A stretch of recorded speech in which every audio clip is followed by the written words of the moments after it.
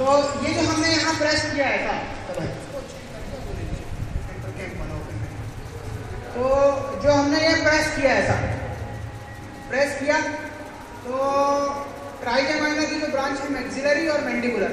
अब मैक्सिलरी की भी कई ब्रांचेस होती हैं, मैंडिबुलर की भी नेसोपैलेटाइन और सुपीरियर पैलेटाइन, लैटरल पैलेटाइन, इस तरह की कई ब्रांचेस होती हैं, मिडफेरेंजियल ब्रांचेस होती हैं।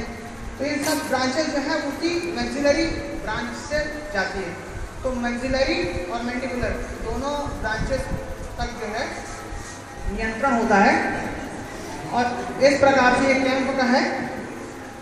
अब देखिए इसमें अलग अलग तरीके के जितने भी स्कॉलर हैं अलग अलग तरीके से बंद लगा रहे हैं। तो आप हर पेशेंट का facial expression, movement of extraction, कितना जल्दी दांत निकल रहा है और देर से निकल रहा है, थोड़ा सा पेन हो रहा है, पूरी वीडियो में आप देख सकते हैं।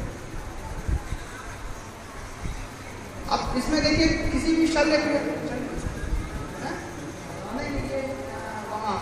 गुजरात के एक गांव का ये दृश्य है। गांव में कैंप था, हम लोग गुरुजी और हमारे पांचों हम सभी सहयोगी साथ में गए थे।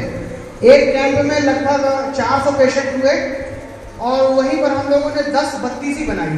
बत्तीसी जो डेंचर होता है उसके नाप लेने होते हैं, 2 तरह के नाप होते हैं, जिसके लिए कोई भी डेंटिस्ट जो है वो 3 बार 4 बार बुलाएगा, फिर वो मैंडिबुलर रिलेशन लेगा। तब हम लोगों ने एक ही दिन में दोनों नाप लिए थे और फिर एक हमारा असिस्टेंट जाके और वापस उनको देने के लिए गया था।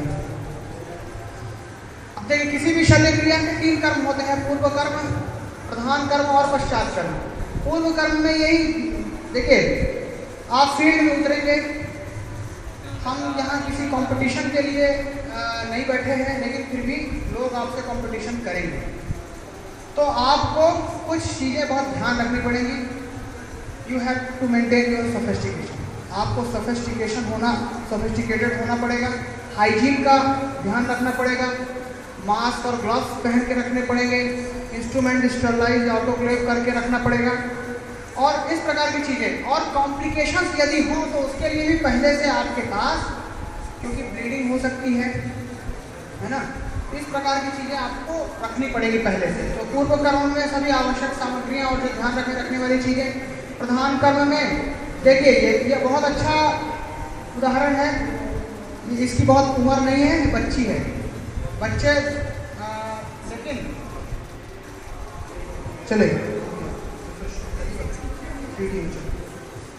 बाहर गया, BSc आउट हो गया,